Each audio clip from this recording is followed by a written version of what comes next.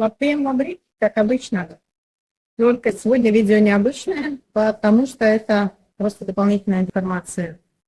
В спикере в эту субботу отменили блошиный рынок.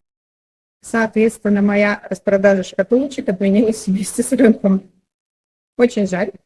Но они перенесли рынок на субботу следующую, на 30 число. Соответственно, и мы переносим наше мероприятие тоже на 30 число.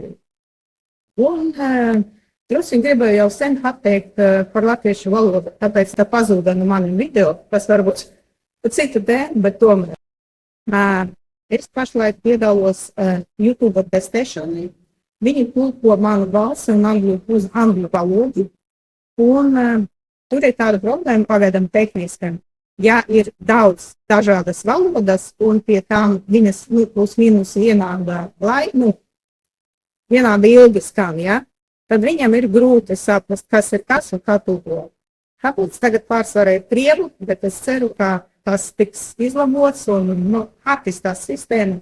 Es ceru, ka būs visas valodas pieejamas. Спасибо всем. И до встречи, получается, 30 числа на спикинг. Я надеюсь, их больше не отменят. Спасибо.